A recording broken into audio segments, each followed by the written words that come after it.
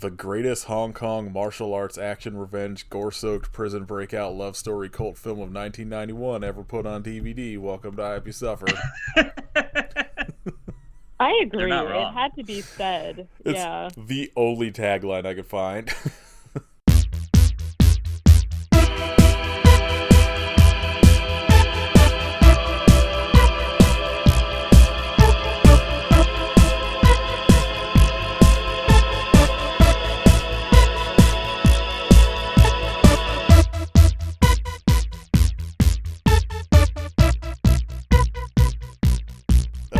This is episode 200 of I Hope You Suffer. My name is Andrew, or whatever the English dubbed version of this character's name was. Andrew Dice Clay. Uh-oh. Yeah. Oh my god. Riki-Oh remix starring Andrew Dice Clay. Make it happen. Yeah. Oh my Is god. Andrew Dice Clay still alive? I hope not, but probably. Who are you, Kit? I'm Old Ma. Aww. Or Cyclops Dan. Cyclops Dan. Pretty Who? sick name. Okay. Oh man, this is gonna be rough. I You watched strike it in me- Cantonese, so I don't know what any of the dub names were. You strike me as a Wildcat Samuel. Yeah. I want to be Silly Lung or whatever the fuck that guy's name was. Aside from Ricky, there's really no good ones here though. So tough to choose. I just said Wildcat Samuel. Yeah, he gave you Wildcat- a freebie. Wildcat is also a piece of shit though. I'm going purely on name. Oh, Wildcat's a good name. Yeah, for sure.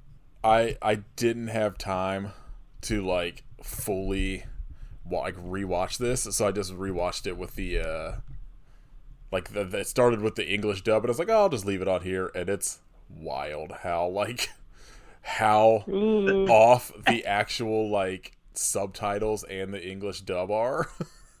And it's to the point where the English dub, the characters are all named Andrew, Sue, and shit like that. Why? The English dub of this film is amazing. It's incredible. So I wasn't sure if I was supposed to watch it in English, if that was part of the charm as just being one of those terrible dubbed action movies. So, but I did watch it in Cantonese as a serious movie, and I think either way, you're in for a wacky time. Nothing. I didn't look up anything about this until after, and I have to say I was like, first of all, how are we going to beat Manborg? Very hard. You can't really. But then Nathan was like, it's as out there as Society. And I was like, how can it be? And then the very first thing that happened, I was like, oh, okay. Every time there's gore in this movie, I was taken off guard. I am just in awe of what's going on here. The gore effects are incredible. Almost 30 years later, they still might be the best gore effects in a movie. It's absurd. mind-boggling. Yeah, Yes. it holds up really well. There's definitely some shit when the dude at the end gets bigger that looks not great, but also is extremely charming. It's perfect. It's perfect Yeah. for this film. But the actual effects when he punches through the dude's chin and shit, it all rules. It's so good. The part that has stuck in my mind for 20 years is whenever him and that dude go to punch each other and they hit hands and he just annihilates the guy's His hands just whole arm. explodes. And just fingers thrown on the floor. I can't. I have no words to describe. We should just do the rest of the episode without actually saying the title of the movie. Yeah. Yeah, so I don't know if you don't know because you for some reason clicked play on this without reading the title in the fucking episode. That's right. I forget that people can see the title before they listen to the episode. So we are talking about 1991's Riki-Oh, the story of Ricky. An absolute fucking banger. This is a movie I had seen in like the original, non-English dub before. So that's why when I watched it in the English dub, I was just like, what the fuck? That's all I've ever known. It's this is the first time I've ever seen the full movie. I've always, since the internet, the dawn of the internet, I've seen the like YouTube compilations of like the gore scenes or fights and whatever. And the one line that always sticks with me is after that dude pulls out his own guts to try and strangle Ricky, the Cyclops Dan or whatever is like, "Oh, you got a lot of guts." That's such a fucking hard move to like pull out your own intestines to strangle somebody with. Cinema. So good. So obviously Kit and I are way on board. Katie, what did you think, since this was a first time watch in a movie you didn't know existed until now? Okay, so I had a weird feeling watching this because I didn't think I had ever heard of it. The name didn't sound familiar at all, and I'm watching it. Like I said, I promised I wouldn't look up anything about it. I'm watching it, and I'm like, this seems kind of familiar. This movie, first of all, is it's like obviously like a gory, I don't know, whatever. But I'm watching it, and I was like, this feels like an anime. It's so nostalgic of 80s anime and older, where it's just you have this main character that is just amazing for unexplained reasons. We don't really know why he's superhuman, and he's just either doing a revenge or whatever. And then at the end of the movie, I looked it up and I was like, okay, yeah, so this is based off of a manga, and there's this live action, obviously, and then there's 2 OVAs, and I had seen the OVA that this is based off. I guess for people who don't know what OVA is, it's an anime, but it's where they created the anime and then it was for straight to home video use, so it wouldn't be played on TV the way that most anime did, or you couldn't go to the movie theater or whatever. And so I rewatched it, and I was like, it brought back such weird, I don't know, I guess nostalgia, but it was just really weird to me because I was like, no, I've definitely seen this, but it had to have been, I don't know, 20 years or something, because I think the movie came out here in 91, but the OVA definitely already existed. And so I rewatched that, and I actually watched the second OVA too, just because I had time, and it is wild. Where did you watch them at? Because I want to see them. They're on YouTube. Oh, are they? Yeah. I have to say that obviously the first OVA is what the movie is based off of, and I think they did a really good job. The first half of the OVA is kind of almost shot for shot what the movie is. And then obviously they embellish on the movie because the movie's, 91 minutes, I think. And the OVA is less than an hour or whatever. But it's somehow, obviously, it's actually even better than the OVA because of all of the crazy gore. So a lot of the stuff that he does where he just punches off someone's arm or caves in their face or whatever, some of that stuff happens in the anime also, but it's not super bloody and gory the way that it is in the movie. So I have to say that as an adaptation, I think this is one of the best this might be the best live adaptation of anything I've seen. It's just like I said, every time there was any gore happening, I was it just keeps getting better and better.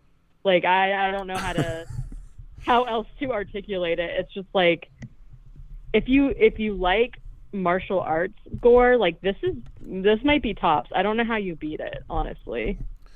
Yeah, I think as far as gore goes, this one's probably the best. It's there's definitely way better straight up martial arts movies, but like, like at least from what I've ever seen, this has got to be probably one of the best live action adaptations of an anime. I've seen a lot, and I think, in my opinion, it is definitely the best, because I feel like there are some things I think that they could have done a tiny bit better in the live action as far as the story goes, because like I don't know if it was just the translation, maybe some of the like finer points of the story, not that the story is like the main reason to watch this, but I feel like get kind of lost, and the anime is like pretty straightforward. And so like watching the anime kind of made stuff make a little bit more sense. But like aside from that, the stuff that they added, I feel like helped it, which normally I feel is the opposite. So like they did a really good job with the story, I think, and adding enough stuff to like stretch it and make it a little longer without it being like, I don't know, super boring or something. Yeah, they do a pretty good job of like putting an insane fight like every 8 to 10 minutes, so that like you get some story and then you get some wild shit where somebody gets crushed by a fucking prison ceiling slowly coming on them. Yeah, that was definitely something that they added, but why not, It rules. Yeah, this movie is very good. There's like, if you haven't seen it, because it seems pretty impossible to find online, at least in any sort of legal forms. Like, you could find DVDs, and I think somebody just put it out, like a pretty fancy Blu-ray release that I'm not sure if it's region free or not, but there's ways to get it and watch it, and you should, because it slaps. Alright, Katie, let's dive into it. Okay. So like I said, I watched this in Cantonese, so we'll see. Because obviously already people's names are different. I also didn't really understand the very opening of this movie, because it's just like some guy who is like telling the entire plot of the movie as somebody punches him in the face. And I didn't really understand what was going on there. That's the director of Hobo with a Shotgun. And Dark Side of the Ring. Yeah, just talking about how like it's just a way, like a lot of companies when they release these sort of like niche movies like in the US that most people haven't seen, there'll be like somebody being like, "Oh my god, this is why this is one of my favorite movies and led me to like directing or fucking whatever, So it was just it's very weird, but like that's the a nice surprise. I didn't realize he also did Dark Side of the Ring. That's interesting. Yeah, much better really than Hobo with a Shotgun. Because he definitely says like his name or whatever, but I missed that part. So then he was just like, "It's about this guy who," and then he's just getting punched, and I was like, "What in the fuck is happening here?" I was so confused. Okay. Because as I said, I didn't look up anything from the movie, so I thought that this was part of it somehow, and I was like, I don't know about this. I wish it had just been a random guy. Just found some dude on the street. To me... Explain Riki-Oh. I know, right? Or you die. What is the story of Ricky? Okay, so basically this movie starts with us following a police bus that is taking prisoners to jail, and we get some text on the screen which basically tells us that by the year 2001 prisons have been privatized, aka they are not for profit. Don't even get me started about that. But essentially there's like a bunch of prisoners like getting off the bus, and then the guards are like asking them to like identify themselves or whatever, and we meet a couple other like prisoners, and then we meet Riki-Oh, which I wrote Riki-Ho. Well. Rude. And it basically tells us that he is going to prison for manslaughter and assault. Basically, Ricky is just, starts walking through the metal detector and sets it off. And they search him, but they can't find, what's setting it off. And they put him by this, X-ray machine or whatever to reveal that it's 5 bullets lodged in his chest that he keeps there as souvenirs. All right. So hard.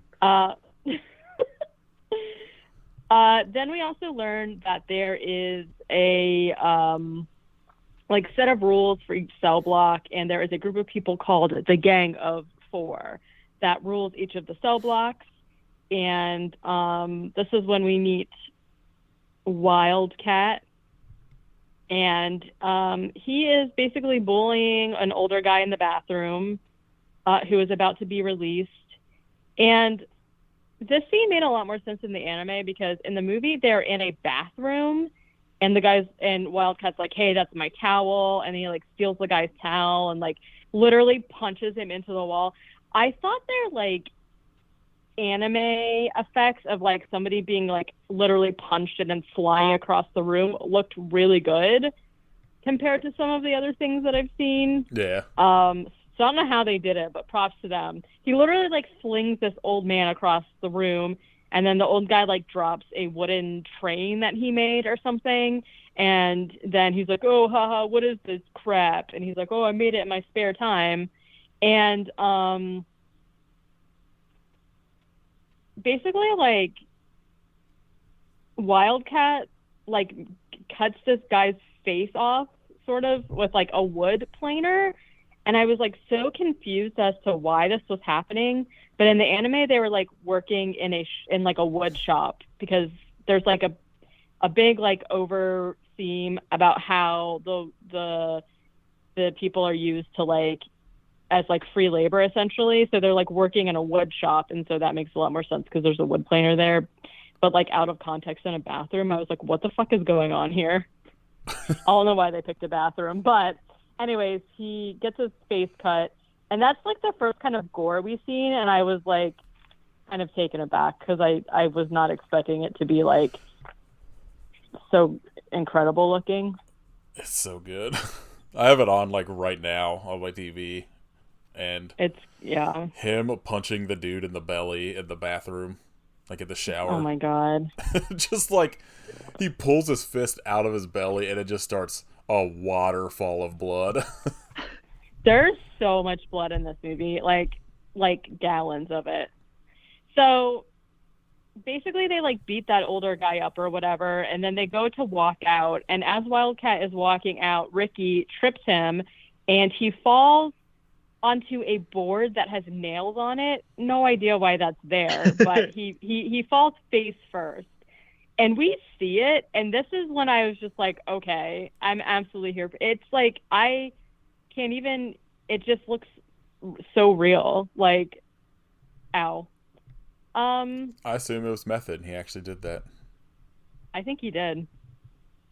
Later on, Wildcat's all bandaged up now, and he's talking about how he's going to get revenge on Ricky, and they're going to send this prisoner whose name is Silly Lung, and they're going to send him to basically kill Riki-Oh because it's rumored that he has eaten an entire horse.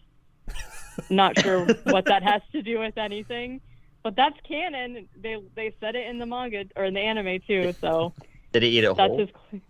I think he did. Just one big swallow. His claim to fame. Yes, he ate an entire horse. Yikes. That's pretty impressive. Yes. Wildcat bribes a guard to because Silly Lung is in solitary confinement, and Wildcat bribes a guard to release him from solitary, and also basically they're going to make it so the old man Ma, who got beat up in the beginning, does not get parole. His parole is rejected. And not only do they reject his parole, but the guards beat him up. I was like, what the fuck? And they're like, we found out that you were writing letters home to your family. Okay. Like, so it's fucked up. Because you're starting to learn that, like, a lot of the people that are, like, imprisoned basically don't deserve, like, what's happening to them. Because essentially what happens is later, they find that he has hung himself because he was supposed to get out, of prison, and now his parole has been revoked, so he's going to stay there. Which is really sad because they're kind of talking about, like, why he was there, and apparently it was because he was rushing his wife to the hospital, and he accidentally hit a cop. Who cares? Well, but he's in prison. No real person involved. Yeah, no real loss. Yeah, and in the anime, it was that he was rushing his wife to the hospital because she was about to give birth to their son, and he's like a younger person, and so he made that train like to give to his kids since he was getting out of jail. And I was like, that's so sad because now he can't see his family. Stupid prison. So there's two guards that are removing Ma's body from the prison, and Riki comes out.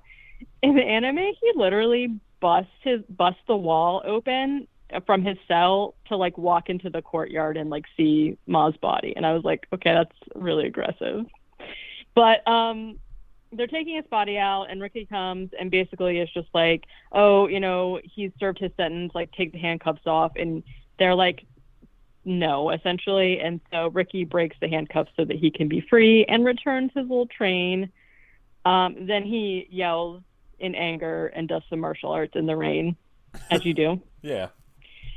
So the next day, they are in the bathroom, and Riki comes in. They have 15 minutes to go to the bathroom, shower, and do their laundry. I was like, that is rough. Riki is showering, and Silly Lung comes in and punches him across the room. He says that he was given 30 kilograms of rice to murder Riki. I was like, I don't know how much 30 kilograms is, but I don't know. Is that a lot? Enough. Okay. But it's fine because Riki literally punches a hole into his stomach. And as Nathan said, a bunch of it looks so disgusting too. It literally pops like a piñata. And Wildcat's there, of course, and attacks him with a spike. And Riki just like grabs his hand and cripples him. Like he grabs his hand through the spike so that the spike goes right through his palm in order for him to grab Wildcat's hand, and he just like squeezes it and it crumples.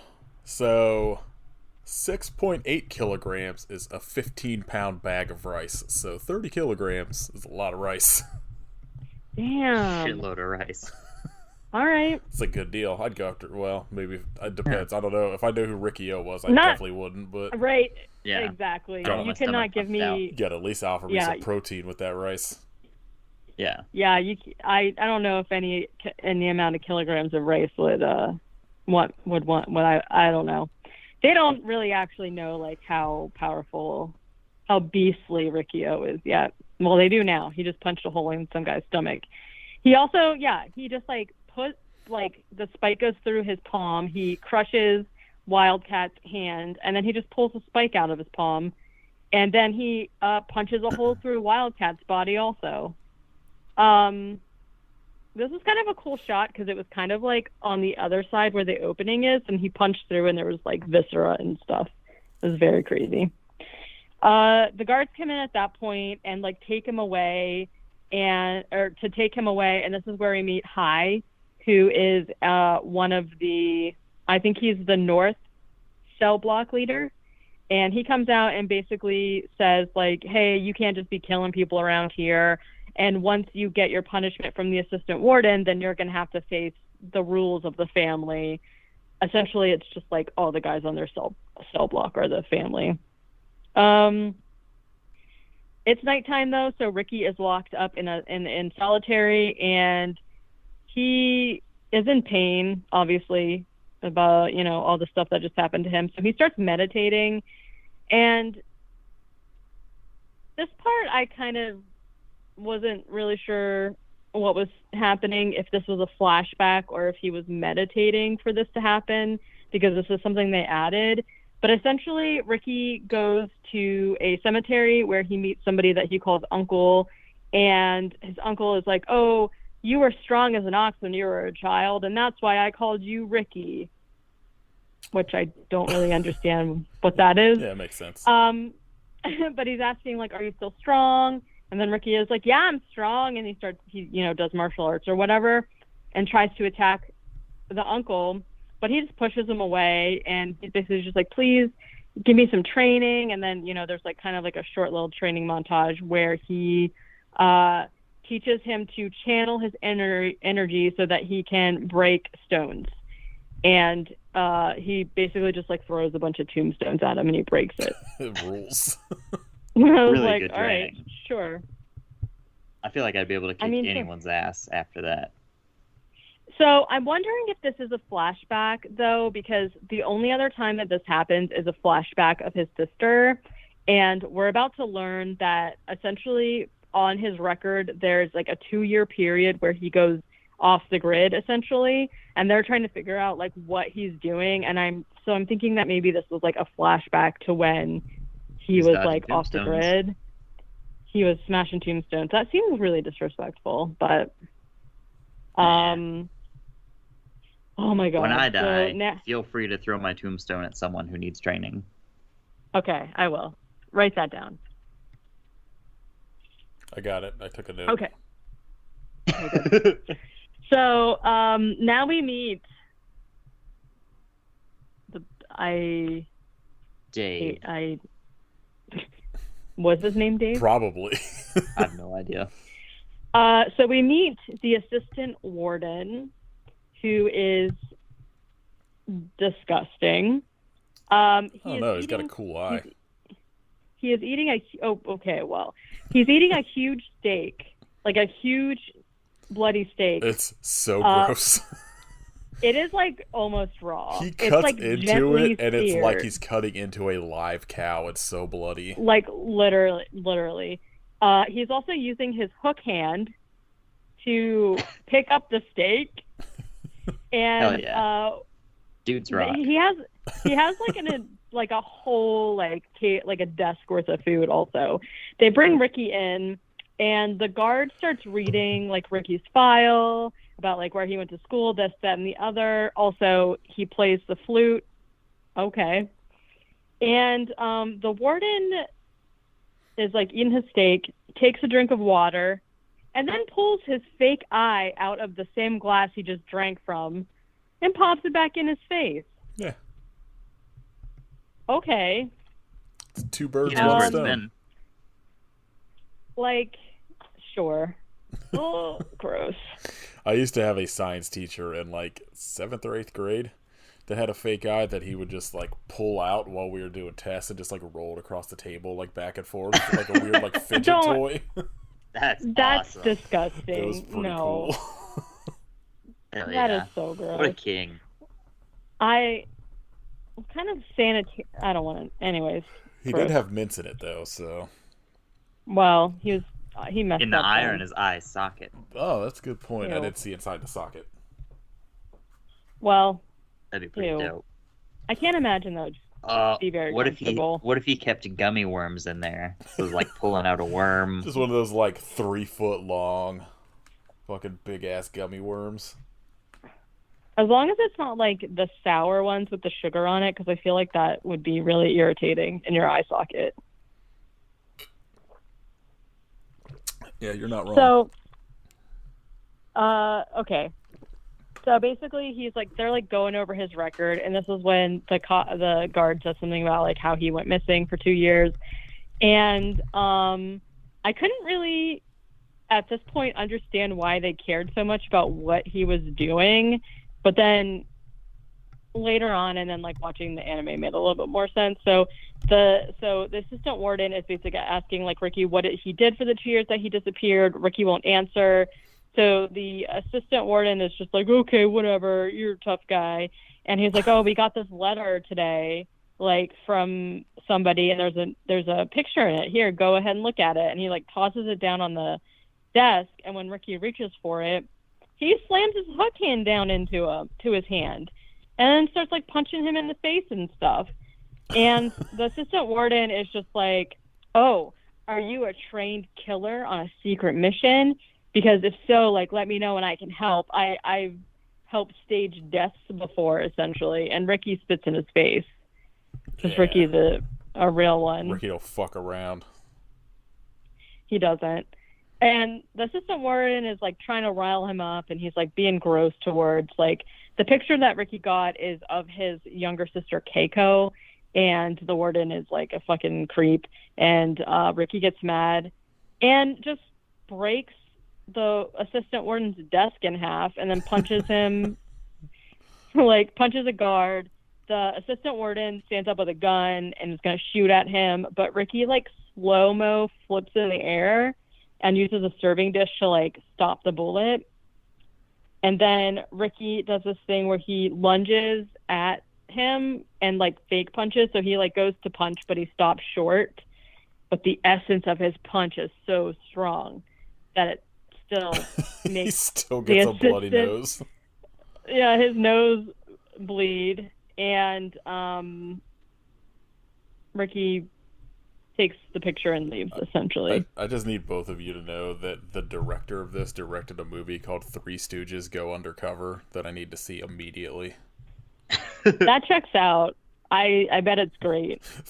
Bound to deliver. The description on Letterboxd is just caper comedy from the director of Story of Ricky.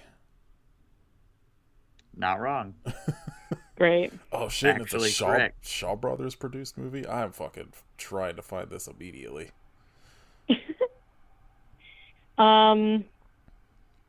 So back in his cell, Ricky plays the flute, and he has a flashback of flying planes with his sister, who in the Cantonese version they call Ying, but her name is Keiko.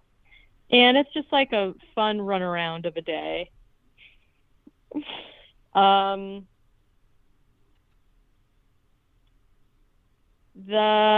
So now basically a bunch of the prisoners confront Centipede, who was Wildcat's assistant, and they keep calling him a fink, which I think is like a what do they call him? Like a stool pigeon. He's like a rat, right? So he like runs around and like tells the higher ups like the things that the prisoners are doing, like to get them in trouble or whatever. And so now that Wildcat's dead and can't protect him, the prisoners kind of like are gonna like, you know, exact their revenge on him. And there's another prisoner whose name is Kwang. This might be the guy that they called Andrew, I think, throughout the movie. Oh my god. I remember there's somebody who's like in the subtitles came with like his actual I guess Cantonese name, and they kept calling Andrew, and I was like, what the fuck is happening? Yeah, and it's confusing too, because like you can watch it dubbed, obviously, then it's in Cantonese and it's also in Mandarin, so I think, but then the credits on Letterboxd are all like Japanese, I guess, because like I said, the younger sister's name is Keiko, and it's Keiko but there was no Japanese English language. Yeah, it's like a Hong Kong, so I don't know. Yeah, it's weird because it looks like it was made in Japan, but in Cantonese. Yeah, I don't know. But anyways, there's another man who basically is about to kill Centipede with a big like saw blade looking thing. Sword. Yeah, and I'm like, how did he get that? It's fucking huge. But when he's about to kill Centipede, Hai comes in and stops him, and he's like, I'm the only person who can decide who gets punished. Like, you have to follow the family rules or whatever. And then Kwang is like, basically just like, I don't know, you're shady, I don't want to listen to you, kind of like questions him. So Hai just like turns around and like slices the guy's face with the blade. And that effect is incredible looking. He just like swings it full force into the guy's head, and he's just like, Oh, didn't see it coming. The assistant warden sees it, and it's just like, haha, you're so great.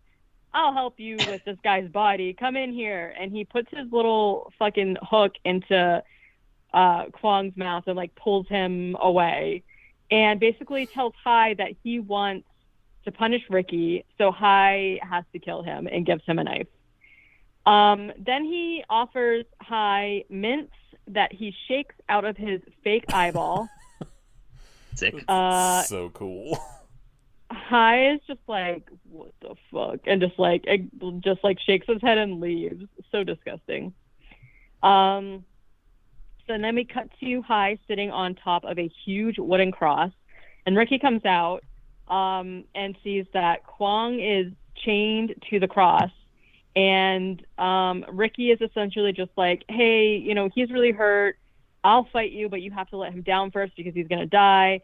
And the prisoners basically tell him that he has no choice, like he has to fight because Hai will kill him.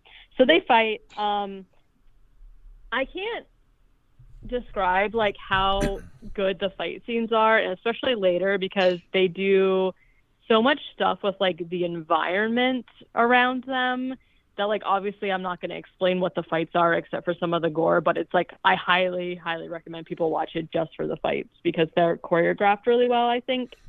Yeah, this fight is like pretty cool too, because this is the one where he like uses, like, he just like elbows the fucking water thing on the ground to like rinse sand out of his eye and shit, and or glass out of his eyes. So Hai has the knife that the assistant warden gave him, and they like punch each other or whatever, and then Hai takes like the sheath and like pocket sands him, except it's like ground out glass that he just like throws into Riki's eye to blind him. And the effect here is kind of funny because Riki just like rubs his face and then looks up and his eyes are closed and there's just like blood coming out of it. And oh my god, and then Hai cut. Okay, this is the best part. This part was a little much for me because then he uses the knife to like cut a tendon in Riki's arm so that he can't like punch him or whatever. And so Riki's like rolling around on the ground because he's fucked up, right? And he finds a drain cover on the ground that he elbows and busts it open, and water comes out, and the water like rinses his eyes out, which you've got glass particles in your eye. I don't think you can just rinse them out with water. But oh no, that's a lot of water. And then somehow more unbelievably, I forgot. I almost forgot. Then he knocks out one of Hai's eyes. Yeah, he slaps the back of his head. So hard. And then he, with his teeth in his other hand, ties the tendon in his arm back together. Absolutely not. It was so hard. I can't imagine. And then let me fix this real quick. That's up there with Henry Cavill cocking his arms. Henry might have tied up his tendon first before he did that. We'll never know. I think he might have, because then Riki does like a punch to like show that his arm is working again.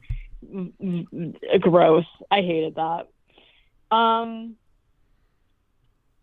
So then Hai is essentially just like, oh, you're really great. I can't beat you.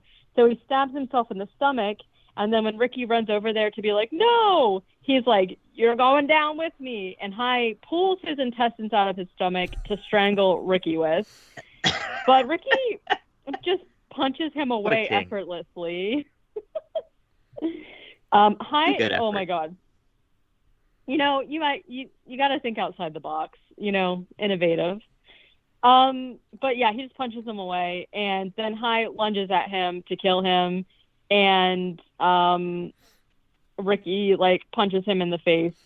Yeah, and he dies. He like grabs him and throws him in the air to where he flips over and punches him in the skull. That like immediately cuts to like an X-ray of a skull cracking in half.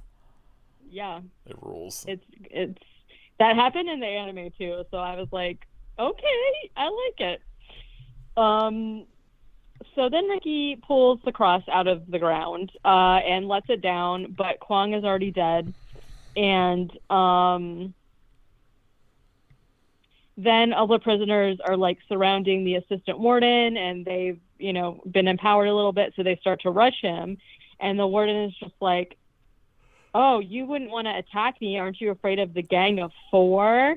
And this is when we're introduced to the other three, because I think Hai was the fourth one. Yeah. So we're introduced to Tyson, who is a very tall guy that comes out of nowhere and literally smashes a dude's head apart with his hands. Like, smashes the head clean off of his neck. It is incredible. Then we meet a guy who's got blonde bangs. I did not catch his name at all, but he has like his like thing is that he's got stakes that are. He's Scorpion. I don't know what.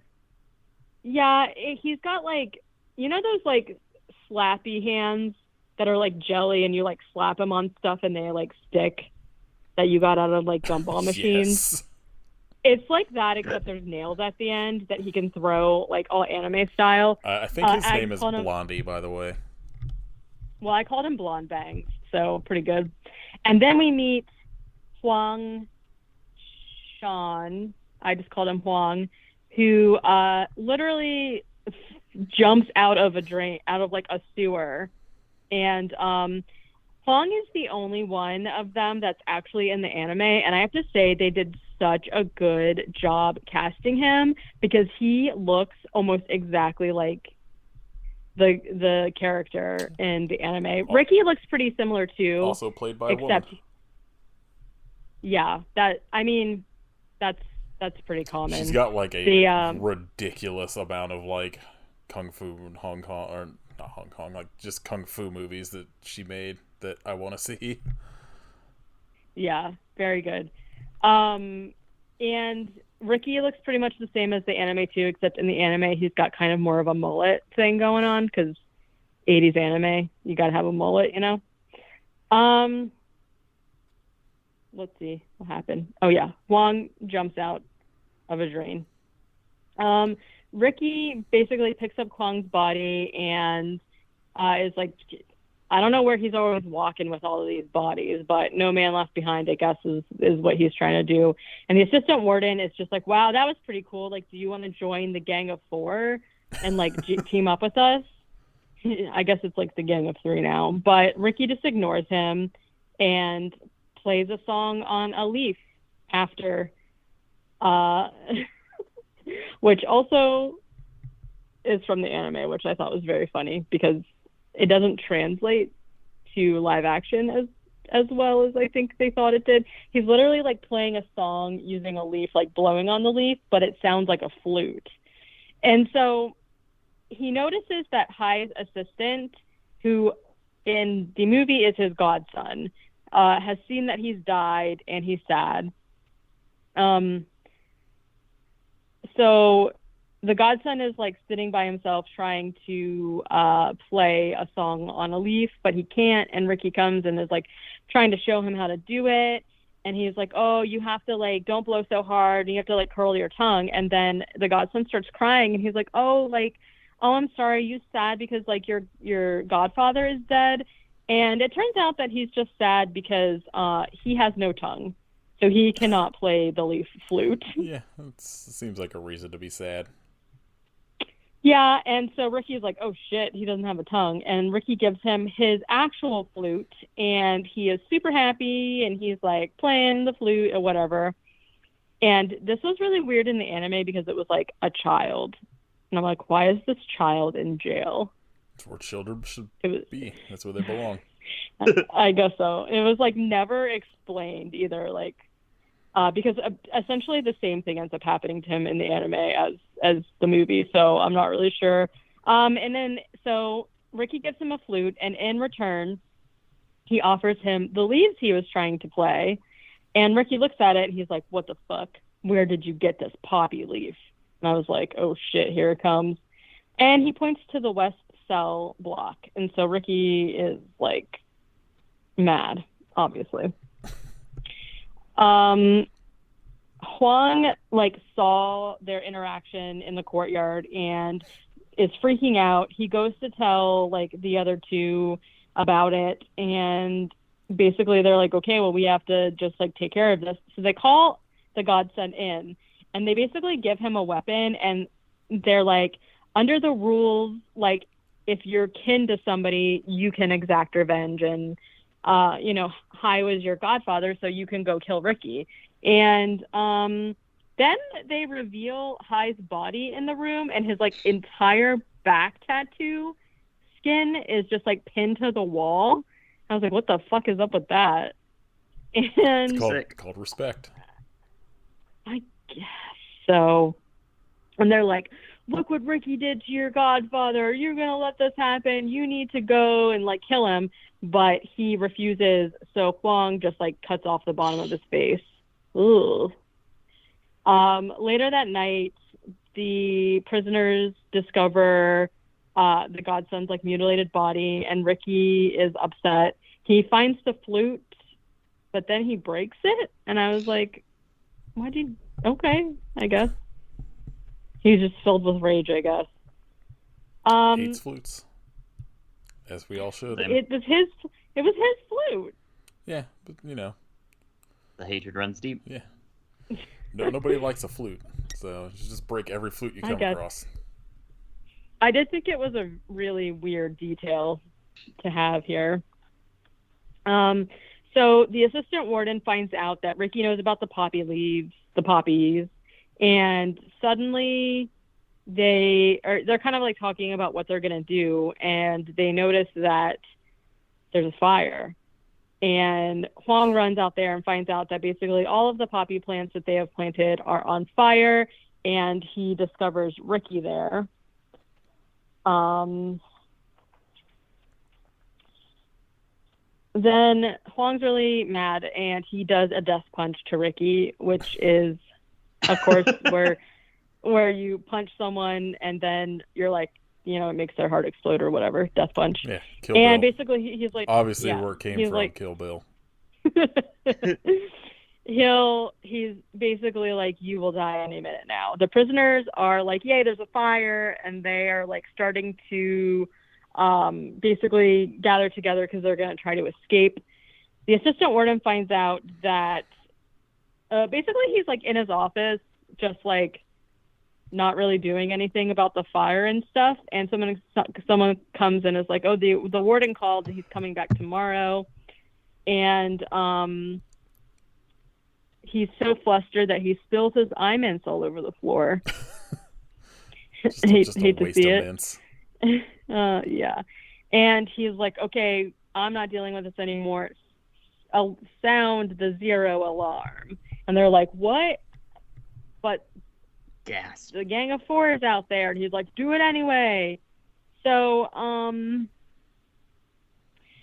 for some reason, Ricky is like going in and out of dying, I guess, and he sees a vision of his uncle who tells him that he has to prepare himself to be a messenger of hell.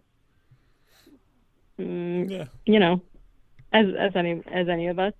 Then Ricky gets kind of beefy, and he has somehow negated the effects of the death punch. So good for him.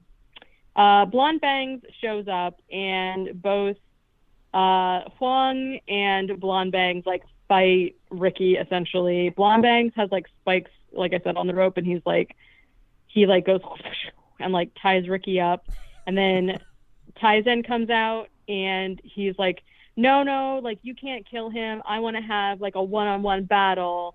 We have to duel to the death or whatever. So then the alert comes to that there's a 0 alarm out or whatever, which essentially just means that everyone needs to return to their cells or they will be shot on sight. And the Gang of Four is like, what the fuck? And so they all run, and this might be somehow the most ridiculous part of this movie. Ricky and Taizen end up in a cell together that starts filling with cement. And Ricky like busts. He pretty much just jumps out through the iron door. No big deal. And he saves Taizen. And the assistant warden like finds Ricky carrying Taizen's body, but the cement that's on them is starting to dry, so they can't really move around. And so the assistant warden takes the poppy because, like, essentially, Ricky's like whole thing is that he's trying to expose them for essentially making drugs. Yeah. That's what poppy Ricky's the DARE program. Literally. So he has the leaf and he's like, I'm going to expose you for doing this like drug ring or whatever. And the assistant warden takes the poppy and destroys it, basically destroying like the evidence.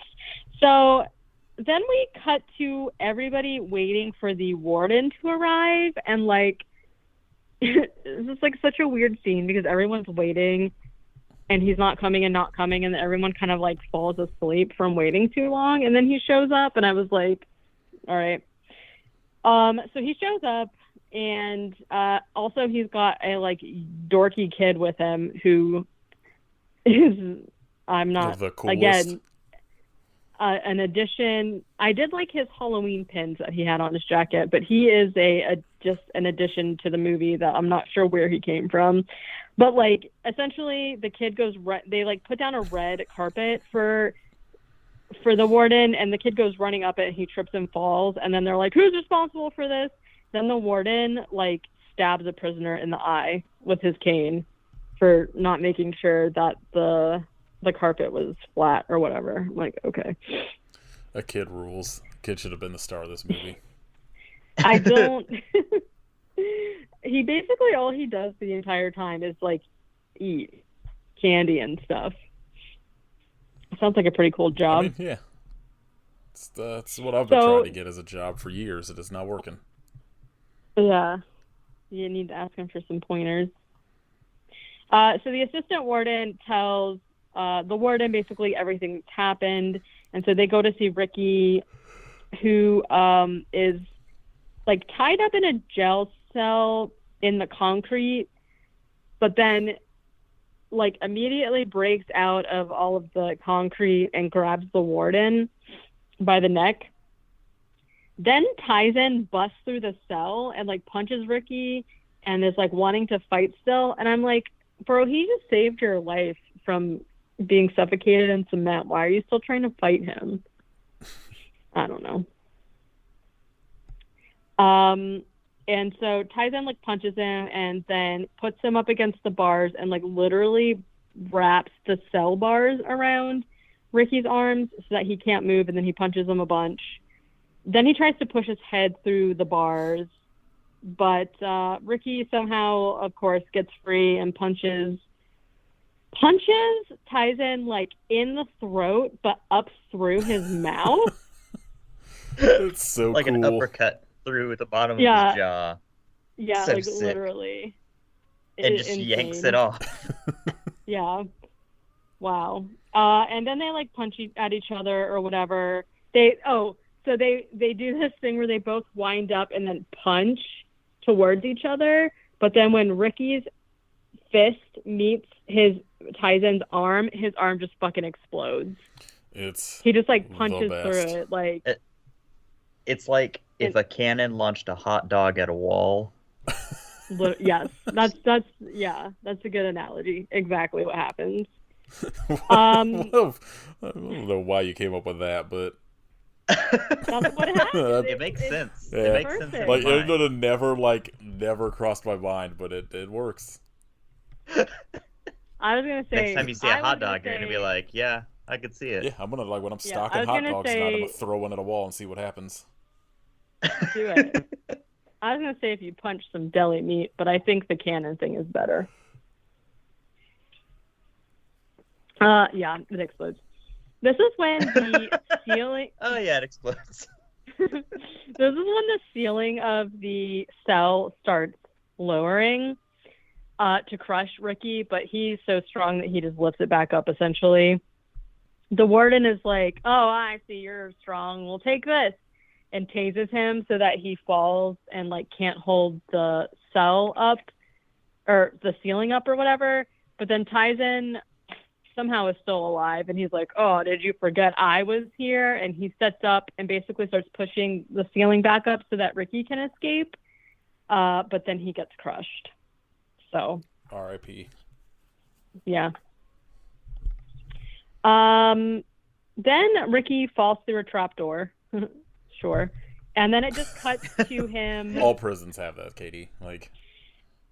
I know, but I'm also like, what happened in between? Because it's like he falls through the jail floor, and then it cuts to him being tied up in the middle of like a dirt pit, and I'm like, what happened?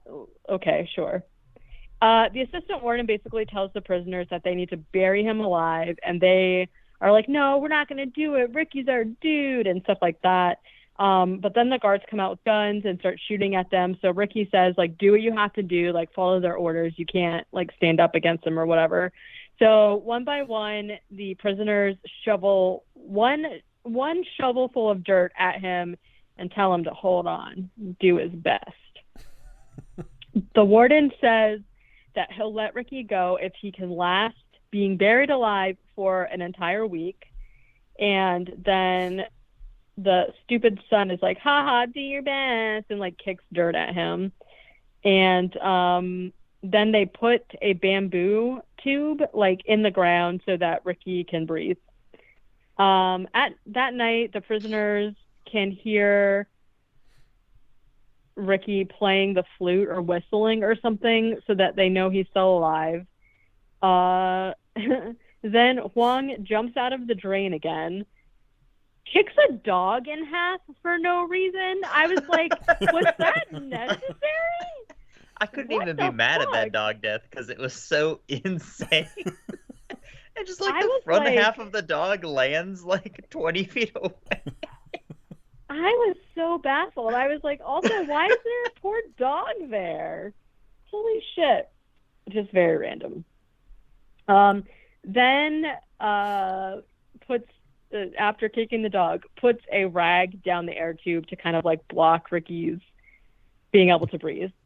Then we see a flashback of Keiko, who is Ricky's. This scene fucked me up. Okay.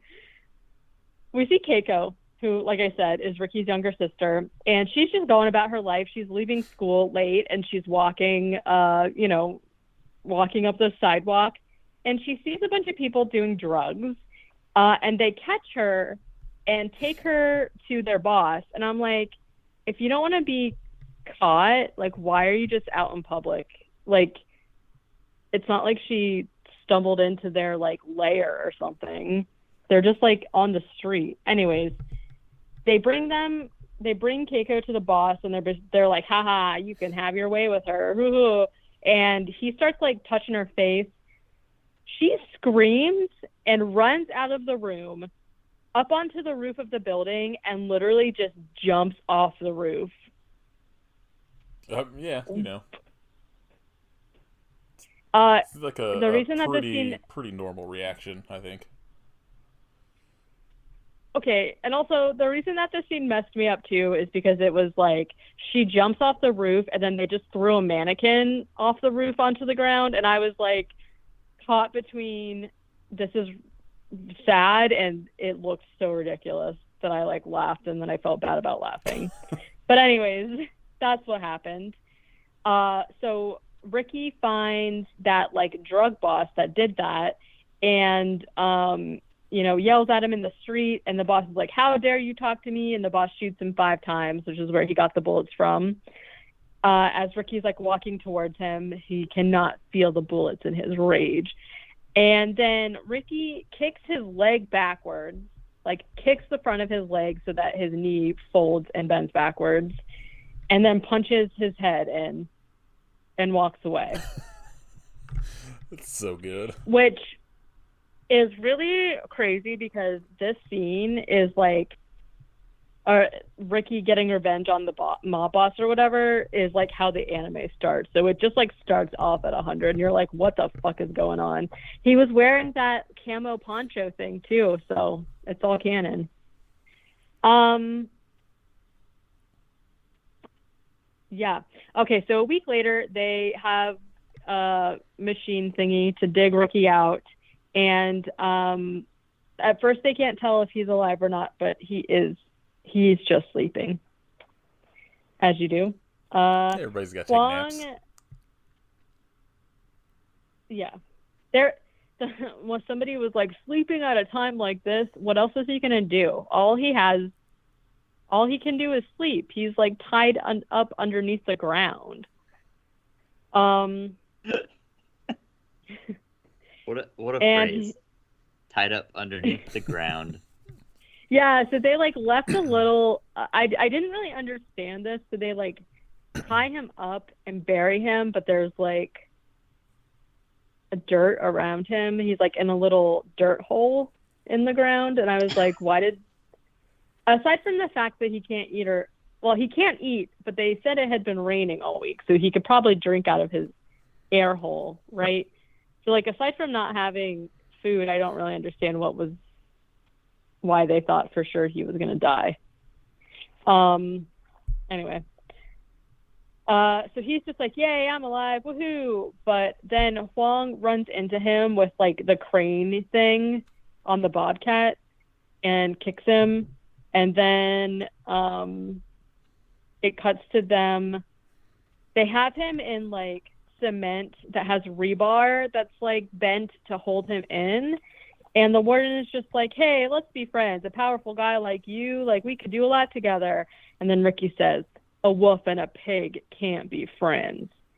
And he doesn't like that.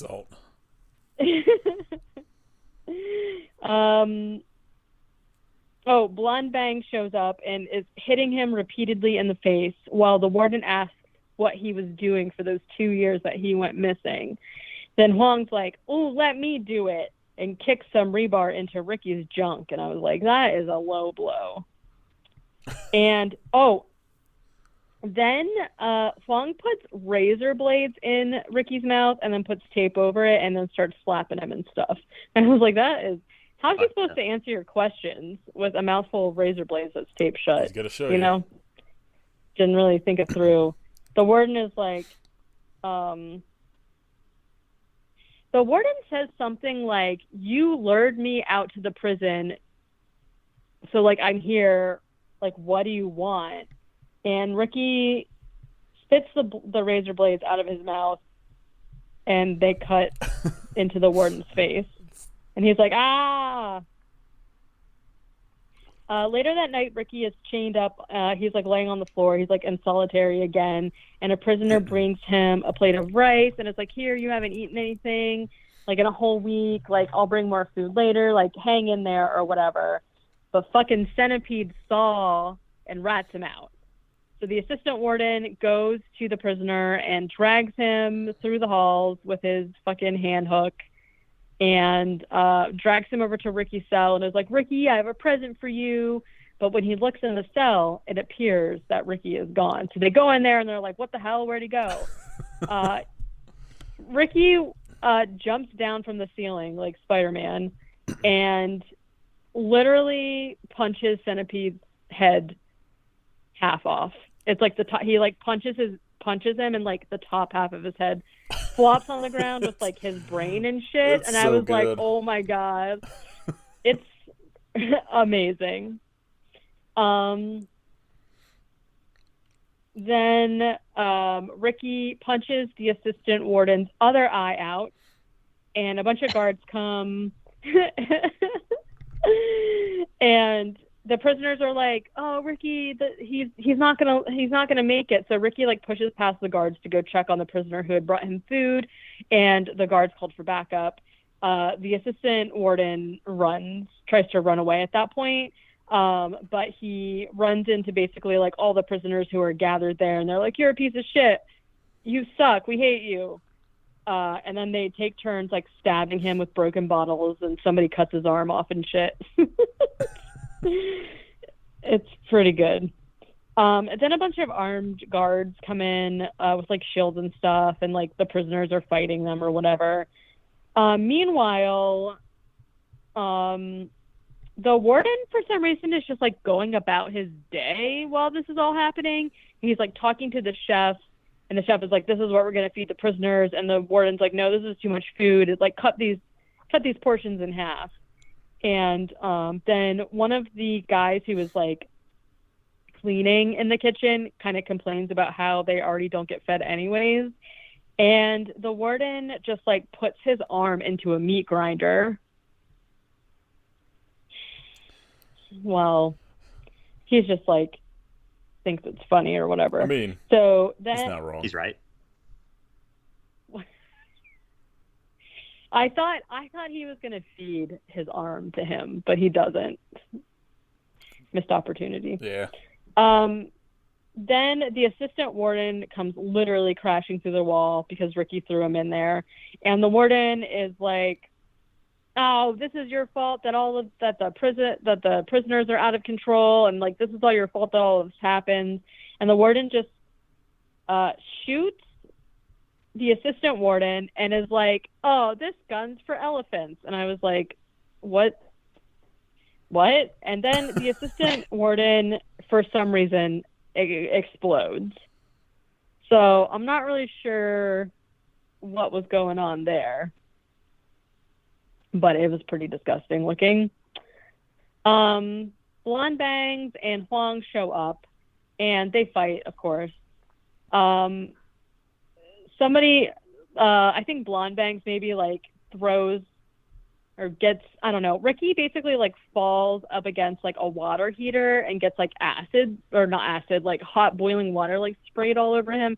He's like getting pretty beat up in this scene or whatever. But then Huang goes to like, he's like, I'm gonna fucking kill you or whatever, and jumps at him. And Ricky just like moves aside and shoves Huang's leg into the water heater. And then he's like, I'm going to cripple you so you can never hurt people again. And then just like punches Huang's leg in half, or it like severs his leg off. And then Blonde Bangs sees that and is like, oh, fuck no, I'm not dealing with this. And he tries to run away, but the warden shoots him in the butt and he also explodes. I don't understand what this gun is, but whatever. So now Ricky has to face the warden, and the warden is essentially just like, don't you know that all wardens know Kung Fu?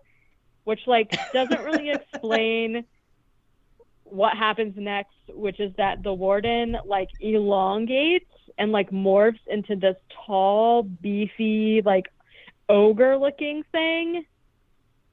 I don't really know what that has to do with Kung Fu, but anyways, he's super strong. Ricky like punches into the guy's stomach, but the warden is just kind of like, yeah, whatever, and like throws Ricky around a little bit. He looks insane.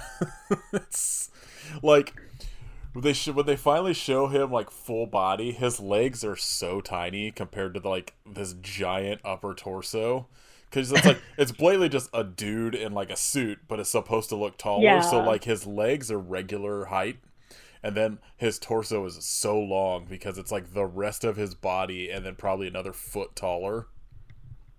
Do you think that it was like somebody sitting on someone else's shoulders and then they put the suit on? I think it was just a, because it looked like his head was still in the right place. I don't know. It almost feels like his head is like maybe like about jawline, and then there's probably like I felt like there was like it was like a puppeteering thing in the face. Yeah, I mean it's hard because the way that they only really show him full body like twice, and then the other times it's like just like his torso up whenever they show his head, so it could very well have been just two different applications. But it's like this is like what took the movie from being like just a normal like guy who has superhuman strength that can just punch someone's head off, like fine, sure. And then all of a sudden it's just like this monster guy for no reason. And there's like this scene where they show him getting like bigger or whatever, but they show his arms like elongating, and it looks hilarious because it's like obviously someone just like moving a fake arm through sleeves. You know what I mean? Like it's great. Anyways, he's like big and beefy. He's got like a 24 pack going on his stomach too. He's thrown Ricky around. I just skipped to that scene and like, yeah, he's got RoboCop arms, like the dude that falls out of the fucking thing. And, like exactly the fucking drool falling out of his like I guess, or even maybe snot coming out of his nose. I don't know what's going on. Pretty gross. Yeah. Ricky punches. Oh, Ricky, yeah, he like throws Ricky around. Richie Richie Rich. Ricky punches his knee. He like punches him from up under so that he can like also punch into his chest and like lift him up by like having his fists inside his body for leverage essentially. And then he throws him into the meat grinder, which looked really weird because he like the way he picked him up and then threw him, he like fell into the meat grinder feet first, but that's like not how he threw him. You know what I mean? So like that part looks kind of weird. And Ricky just like struggles to push him down into the meat grinder while there's just blood splurting everywhere for like 5 minutes until all that's left is the warden's head. He's got like a very weird fucking like bone mohawk thing in the top of his head that I do not appreciate. Yeah.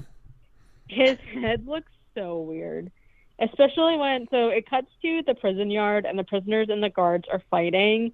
Ricky runs in with the warden's head and is like, "Don't fight anymore," and just like throws the warden's head, and then he punches and busts through the prison wall, and everyone's like, yay, we're free.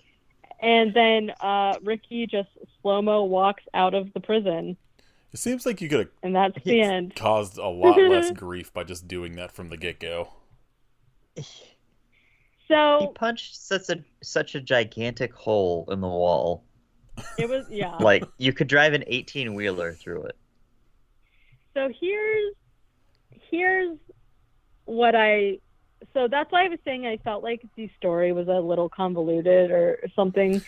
But after watching the anime, it makes more sense because what happens in the anime is that his younger sister gets hit by a car and is in the hospital and is given morphine that ends up killing her. And when he's asking the doctor, like, what's happening? Like, why did she die or whatever? The doctor's like, "I'm sorry, I didn't know the drugs are bad." So it was like drugs that were made from the poppies at the prison that the warden was like basically forcing people to buy. And if they didn't buy his drugs, he would like beat them up and kill them and shit. So he went to the prison, but he needed to get the warden to show up in order to like get his revenge. And so that's why he went through all of that shit. But it doesn't make a lot of sense when they change it to like what happened in the movie, I feel like, where she just jumps off a roof. The movie is very much like an absurd escalation of just like women in prison movies. Because it's very much like the female prisoner Scorpion movies, but like, you know, instead of just kind of taking all this abuse to get revenge, at like the end, Ricky's just endlessly obliterating people. Yeah. It's really interesting too, because I very, very much recommend watching the first OVA, which is called War of Hell. Literally, if you Google Riki-Oh War of Hell, like on YouTube, it comes up right away. It's English subtitled. And like I said, it was like most of the movie was like almost shot for shot, but it's a lot shorter. And it's great. I definitely recommend that. And then I watched the second anime, because I just saw on Letterboxd that there's like another live action one. But it's called like Children of Destruction or something like that. And it starts with you finding out that Riki-Oh's mother was like a female prisoner and he was like born in the prison or whatever. So I thought that was like a really interesting, like, you know, tie into what you were saying. But yeah, wow. This one didn't realize exceeded my. No, I didn't realize there was an unofficial sequel it's got the same guy playing Ricky in it, so I'm gonna see if I can watch this. I didn't. I looked it up like right before we started recording. Otherwise, I would have tried to find it, but I don't know if that's available. I mean, it's got terrible reviews, but I'll still watch it. I mean, I've watched. yeah. I can only assume I've watched worse. So I think probably. Yeah, this movie rules. Everybody should. It's like one of those movies I feel like everybody should see at least once, because it's insane.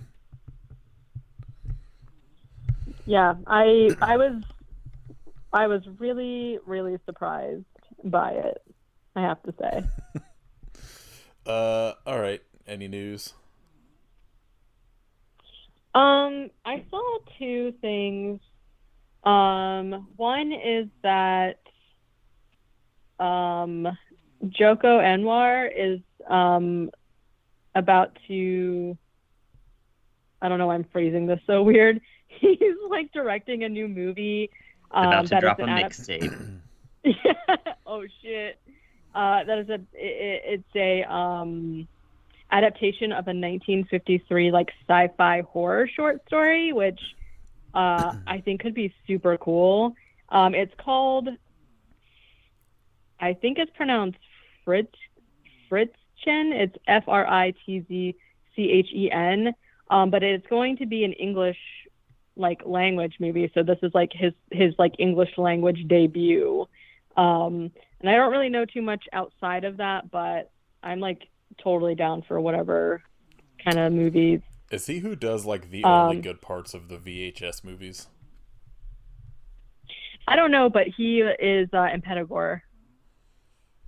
Who did? Yeah, so he did Impetigore and like, was it Oh, Queen of Black Magic? No, I'm thinking Timo. The Slaves. I was thinking Timo. Yeah, Satan's Slave. Yeah. So, super into that, because I think for me, Impetigore was like one of the best movies I saw. Like, was it the year before last? It was 2020, I think. Yeah, something like that. Yeah. Oh, yeah, movie Impetigore is rules. so good. Yeah. So I'm excited to see like what kind of sci-fi stuff could come from him. Then I also saw that after 30 years of development, Phil Tippett's stop motion movie called Mad God is finally about to come out. Yeah. And I don't know if it's time. coming. It's coming to Shudder. I don't know when. They said that like it was going to be released to select theaters and stuff like that in June, and then Shudder's getting it. So I don't know exactly when, but like I'm down for stop motion. I thought it was like, it like blew my mind, because it was like, yeah, like he was working on this movie and then he had to stop because he needed to do some effects for Jurassic Park, and I was like, holy shit, that was so long ago. So I'm down. I think that's pretty much all I saw. Yeah, for sure. All right. What did everybody watch? Katie? Well, obviously, like I said, I watched the two Riki-Oh anime. Highly recommend the first one.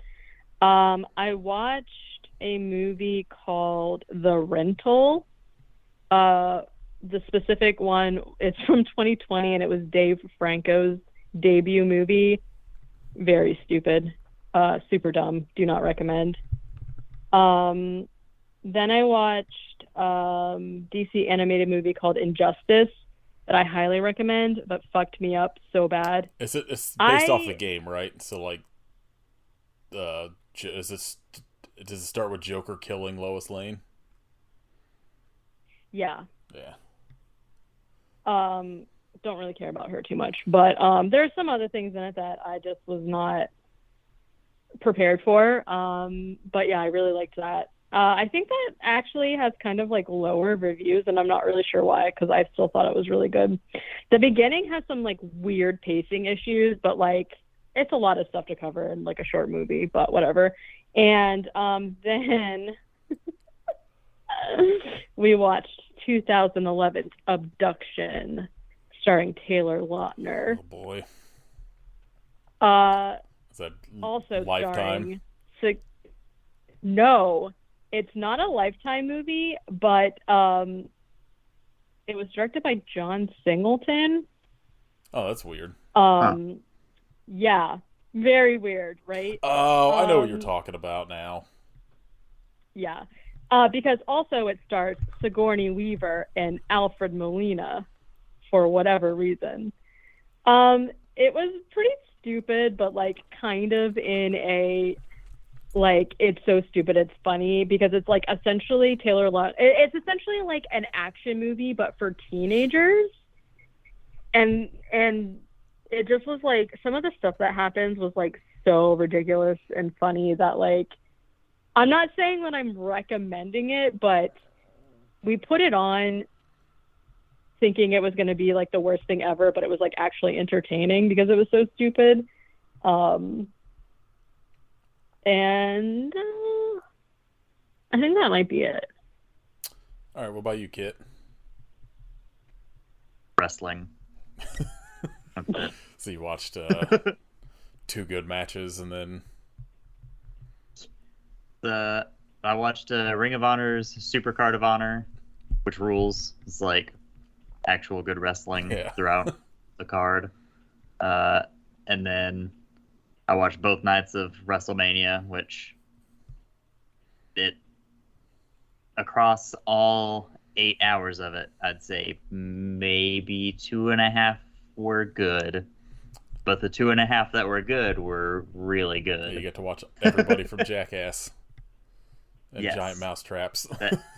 That Johnny Knoxville Sami Zayn match fucking ruled. Bianca Belair versus Becky Lynch ruled. Stone Cold versus Kevin Owens absolutely ruled.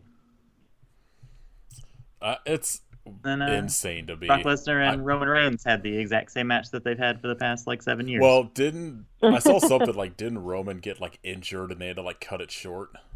That's the rumor. Well, because I saw pictures of his arm, and his arm looked fucked up, so. Yeah.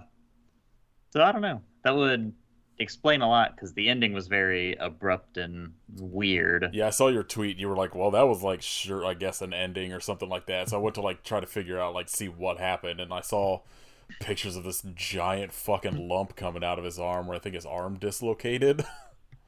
Ew. It's gonna be very funny if, well, I mean, not funny if he's hurt, but if he has wound up hurting himself and they booked him to win, and now they're trying to carry him through until the next Mania, and he can't wrestle for like 6 months or whatever. Yeah, just let him do like Brock did for fucking years and just be off TV. Yeah, just show up like once a month. Yeah. All right, let's see. I watched the Class of Nukem High trilogy. It's fine. The first one's still pretty good. The sequels are not great. I watched all. Should have followed up with Class of 1984 and Class of 1999. I have not seen either of those, so. They both rule. I always see them, and I'm like, I should check these out, and then I just like never do. We should absolutely do them for the podcast. I'm in. I watched all 4 Toxic Avenger movies. First one's a masterpiece. 2 and 3 are pretty good. 4's unwatchable. I watched Troma's War, Sergeant Kabuki Man, NYPD, which are both fine. Tromeo and Juliet, Poultrygeist, Night of the Chicken Dead. I saw that on Letterboxd, and I was like, what is going on over there? I just started watching a bunch of Troma shit. I don't know. Then I watched Manborg, Knife Plus Heart, Cam, Psycho Gorman, Father's Day, and then I logged my 500th movie of the year with Jackass Forever. Aww. Which is Perfect fucking incredible. It's so good and like heartwarming somehow, and I popped at WrestleMania weekend when I saw Dark Shark was at ringside. Oh man, he's so good. They get the vulture up on his arm. He's just like, He freaks out with the fucking spider. It's so good. I don't blame him. I related so hard. Yeah. Fuck that. I watched that, and then I watched 1 and 2. I just like signed up for the free trial Paramount Plus. Paramount. That I might keep for a little bit solely to just watch Jackass. It's so good. Like, even the new cast members are pretty good. Like, yeah, the Poopies. What's her name? Rachel. Poopies is a hero. Rachel is a fucking like just. I don't even know how she did that. Oh, taser. She licks the taser. Fuck. I swear to God, my God. Everything I've seen in any of those movies, nothing made me squirm as much as the fucking skateboard guillotine. So they're doing a thing where like 3 of the people have to stay silent as mimes. It's the silent game. And so the girl like licks a fucking taser like 3 times or something to stay silent. Is it Poopies is the other guy? Poopies. Yeah, I forget what's his. Poopies has to kiss a snake. Oh, yeah, he has to get bit in the face by a snake, and then Steve-O has to put his shins under a guillotine that has a fucking skateboard. And oh my God, like even thinking about it, I'm like, oh no. It's like a 4-foot drop. I think it was higher than that. It's taller than he was. So like, I don't know. Ew, no. And it hits, and he goes, ah! Oh shit! I was supposed to be quiet. Oh my God! It looks so painful. Even like I feel like I'd rather get bit in the dick by a snake than fucking like have that happen. It seems so bad. Yeah, I'd rather do either of the other ones, I think, than have the skateboard dropped on my shins. Ew, I don't like any of it. It's so good. Perfect. Just gonna watch. I've never seen like the 2.5 movies, so I'm just watching all the movies, and I think I'm gonna watch like the TV show again. And like, you know, I signed up for the trial, and if it does like a month or two of like the $4 a fucking month or whatever, I'll deal with it. Because I think if Katie's not down, we should definitely do a Jackass episode. Yes, absolutely. I gotta talk about fucking Butterbean. Like, I'm watching one, like, some of the stuff in it, I was kind of like, okay, this doesn't necessarily hold up very well anymore, because you could tell it's a lot of shit that they were, like, probably wanted to do on TV, but weren't able to. Because, like, I feel like once you get to, like, the 3rd movie, it becomes a lot more pranks on each other and shit, as opposed to, like, random people. Right. And like, I don't know, the fucking Johnny Knoxville Butterbean going into the store and boxing, and like he comes to it, he's like, "You guys check on Butterbean, is he okay?" Is Butterbean okay? Oh man, it's so good. All right, shout outs. Katie. Oh, I Say PlayStation 5. Oh my God, yeah, I did. How did I forget? I was going to say for the news is that we finally, after like 2 years, got a PS5. So, I know, I can't believe it. I couldn't, even when it showed up, I couldn't believe it. Like, we got the shipping notification. Yeah, we got the shipping notification, and I was like, this is not real. Like, it is not going to show up. Something's going to happen. And it did actually, was delivered a day late, and the whole time I was like, it's not coming. Someone took it or whatever. So we got it and opened it, and it's real, and it works, and it's fucking huge. It's like a fucking space station. Insane. I don't know what's going on, but when you turn on the system, it turns on the TV for you. What? I was shook. I couldn't believe it. But anyways, the only games we have is Demon's Souls, of course. And then when I was supposed to get the PS5 originally, was gifted the Miles Morales Spider-Man game, which I haven't opened yet because life is crazy. So I only have those 2 games. But actually, we were able to download some other games, so we have like our Tony Hawk or whatever too. But yeah, that's like the most exciting thing in my life right now. Yeah, checks out. What about you, Kit? I'm gonna keep it video game related. I got my Steam Deck last week. It's like Valve's portable computer thing. Yes, I saw you post a picture, and I was like, I like told like Chris, I was like, I think that I didn't know I couldn't remember what they were calling it, but I was like, I thought that was a fever dream I had. I didn't know that it existed that and that people could actually like have it, but I'm like, I think I need one. It feels like it took forever, but it rules. It's super dope being able to play, just computer games laying in bed. And after 5 hours of beating my head against a wall yesterday, I finally got an emulator up and running so I can play like PlayStation and Xbox games on it. So wow. I've got Mortal Kombat 4 and Metal Gear Solid and download a shitload more. It rocks. Amazing. I finally just got my PS5, but I am really jealous of it. On to the next. Right. I don't know what any of that was about, so God, I don't know. All I've been doing is fucking working. I don't know. Not work. Just shout out to not everybody working. Not work and just watch Jackass. Yeah. Yeah. Everyone worked for Jackass. Yeah. LLC. Oh, okay. Next week, Ganjasaurus Rex. Oh my god. Really? I had no idea what we're doing next week. Because I believe that next week should be the 420 episode week. 420 week. That makes sense. How is that even possible? What is Ganjasaurus Rex on? It's on YouTube. Let me guess. Tubi and Prime. Yeah, it's on YouTube, I think, only. Damn. I wrote YouTubey. I have to say, I went on YouTube, or blah, blah, blah, rewind. I went on Tubi earlier, and they added, like, a bunch of the Alien movie, which Aliens, I don't know, you can see them a lot of places, but they have that, they have John Carpenter's Vampires, they have, like, the OG Salem's Lot. They just, like, added a bunch of stuff that I hadn't, like, checked in a while, and I'm just like, Tubi, man. It's so great.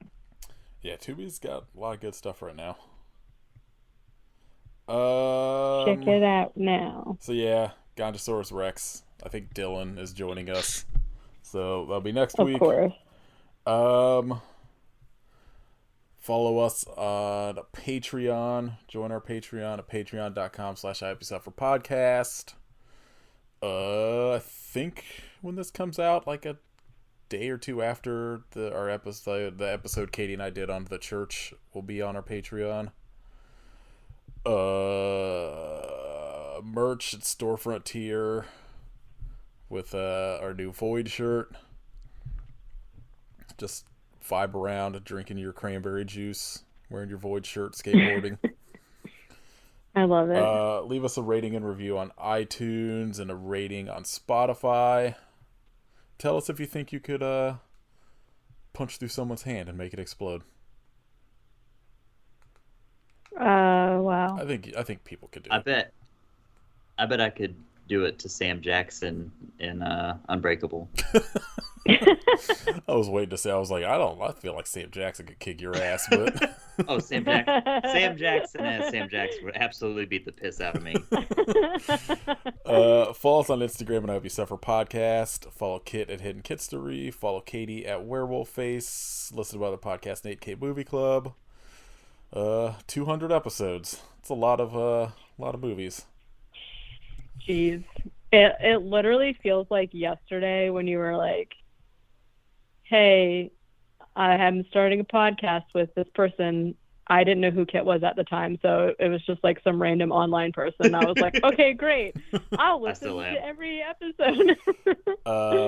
It's insane. We have done 263 movies.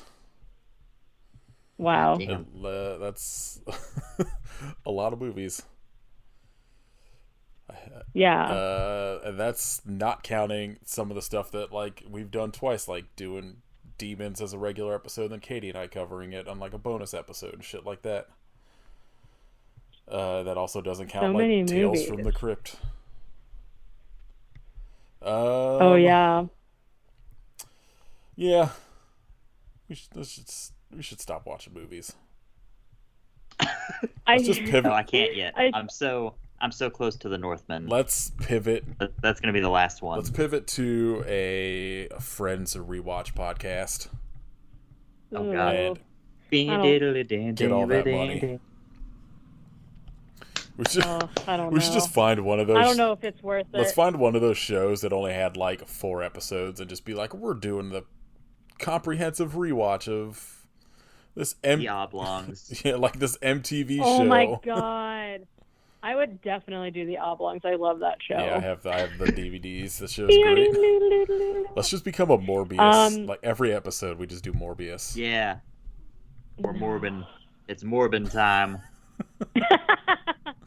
That would honestly be probably worse than some of the movies that we've done, for sure. I feel like that movie's probably fine. It's probably not good, but I'm sure it's fine. I forgot. I did watch one other thing that I couldn't log because it's a show. Morbius. No, thank God. I watched the pilot for Moon Knight. Oh, yeah. Don't spoil it yet, because I'm still... I thought you were going to say Moonfall. No. I'm not going to say anything about it except for that, like, I wasn't really expecting that much, but I actually really liked it. So, but I have been really wooed by pilots before, and then the rest of the show being super shitty. Have you? I don't think the that'll other happen, shows but that they've done. No, they're all great. I haven't watched Hawkeye yet, but I've heard nothing but good things. But like WandaVision is incredible. Falcon and Winter Soldier was like way better than it had any right to be, and Loki is extremely fun as well. Like their shows are very good, and like with I think Miss Marvel just started airing too. Like I'm trying to get caught up. I'm holding off to watch them with Caitlin. We're slowly getting there, but yeah. I just got access to Disney Plus again, so I can hopefully start watching all that stuff. There's some of them I have no interest in. Like I have no interest in WandaVision just because. Honestly, I'm telling you, you'll love it. It's all been spoiled for me already. So I kind of like don't care about her character anyway. So like I might watch it, but it's definitely not high on my list. I think I am gonna watch through some more DC stuff, and then I want to watch What If. Yeah, What If's really good but, too. This is like one of the first times in a while since like Daredevil and Punisher that I've caught something at the very beginning. So that's why I wanted to like watch Moon Knight so I could like watch it. I have no idea when the episodes come out though. I think Disney Plus does Wednesdays, I believe. Okay. So yeah, I really liked. I expressed concern before about I wasn't sure if I was gonna like Oscar Isaac or not, but I don't know. I really liked it. So, of course, it's for the budget. They do some stuff with the CG that's like pretty. What's the word? Not great. It's ambitious. They do some stuff with the CG that's ambitious. That's like not super great, but like overall, I really liked it. So I'm looking forward to seeing like where it's gonna go. But I didn't want to bring it up yet because I knew you hadn't watched it, so I didn't want to like try and talk about it. But yeah. So I don't know. I liked it. All right. Shout outs. Oh wait, no, we already did that. Everybody go watch The Lock-In to celebrate 200 episodes. The Lock-In and Last Vampire on Earth. Go watch those. I somehow forgot that like we don't always watch good movies because we've been watching them for so long. Wait till next week. That once we are restarting, I'm like, oh my God, this is gonna be like fresh hell all over again. Back in my element. Watching Gonjosaurus Rex. I don't know. Yeah, it's gonna be. I flipped through it just to make sure like it was a actual like working thing and like in English, and it looks like shit. So hell yeah, great. Probably not gonna be great. All I could ever want. All right, Gonjosaurus Rex next week. I hope you, Ricky, but Andrew. What a weird decision. Just keep their names. I don't get it. It's very strange. Like, like the subtitles, like something very blatantly in like Cantonese, and it's just like, Steve, get over here. Yeah, I mean, I don't really want to get into the reasons that they did it because like overall as a genre because it makes me sad. But I watched, and not great. Don't like it. Oh, I watched because Lori and I are recording an episode tomorrow on Erotic Nights of the Living Dead and Porno Holocaust. And I had not watched the English dubbed version of Erotic Nights of the Living Dead in like a long time. And I swear to God, every voice is the same actor in it.